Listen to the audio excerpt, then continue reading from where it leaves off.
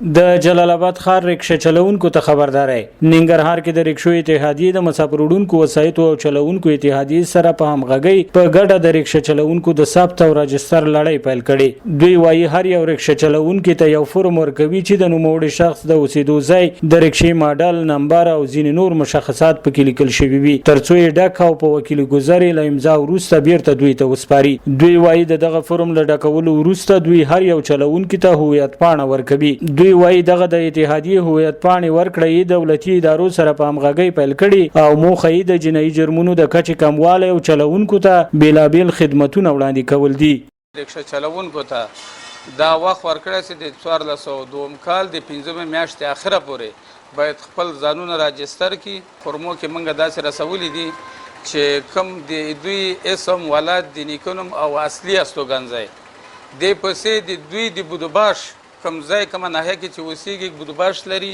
د هغه په حساب موږ مالک د لاندې ذکر کړی ده چې دوی د بودوباش تایید وکړي. دوی وايي تازه امنیه قومندانۍ داسې مکتوب حوزو ته استولی چې له مخې ورته ویل شوي چې د زمري ریاست د میاشتې له وروستۍ نیټې وروسته که کوم رکشه چلوونکی د اتحادیې هویت پاڼه ونه لري رکشه به یې په ښار کې د تګ راتګ اجازه ونه لري. ډریورانو د ثبت او راجستر او د پیژن کارت اولینه ګټه ولسونو ته سهولت ده، ځکه چې ولسونه په آرامتیا او په اطمینان باندې خپل سفر وکړي. نظام په غوښتنه باندې چې دا مطلب د جنایي جرمونو د کچې د راټیټوالي په مخه د یاد چلوونکو قانوني او مشروع غوښتنو د حل په موخه مسؤلو چارواکو ته د دوی غږ رسول.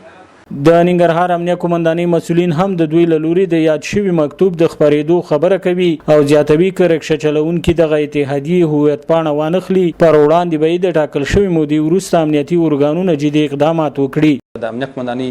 لخوا څخه دغه موافقه کې د رکشه چلوونکو ته یوه میاشت وخت ورکول شوی دی چې دوی باید په یوه میاشت کې خپلې رکشې ثبت کړي او خپل هغه پیژن کارت چې دی هغه ترلاسه کړي. که چیرې تر یوې میاشتې وروسته چا هم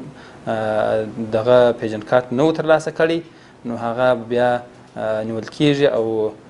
د قانوني چلند سره به مخ کیږي. رکشه چلوونکي او کاروباریان بیا دغه پروسې خوښ دي او زیاتوي چې له مخې تر یوه بریده د جنایي جرمونو مخه نیول کیدی شي. داسې ستونزې وي چې زموږ په مثال رکشه چلوونکي سره هر قسم ستونزې لکه د اختطاف خبرې وي، په دې کې خامخا د اکسیډنټ او د درز او د دروس خبرې وي. نو اوس هغه انشاءالله تصفیه وشوله. دا پروسه کامیابه شي چې زموږ دا بچي ارامي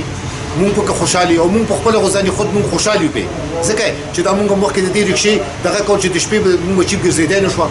اوس مثال د اتحادیې وشي نو زموږ د رکشو او د هر یو شي مونږ خوشحالي تضمین وزمون کیږي. ننګرهار کې د ترافیکو مدیریت له لوري رکشو ته د اسنادو د ورکړې له مخې په دغه ښار کې کابو 100,000 رکشې شتون لري خو د دغه اتحادیې مسؤلین وایي بیا ځینې رکشې نور ولایتونو ته وړل شوي او دلته یوازې 14,000 هندۍ او څه د پاسه 4,000 په همدې ولایت کې تولید شوي اشترنګي رکشې شتون لري. که څه هم دلته د دغه اتحادیو مسؤلین وایي د دې وړتیا او ظرفیت لري چې دلته چلوونکي ټولې رکشې په یوه میاشت کې ثبت او راجستر کړي خو دا چې دوی به پر دې کار وتوانیږي او که نه دا هغه پوښتنه ده چې وخت به یې ځواب کړي. سباون ساحل، وحدت نیوز، ننګرهار.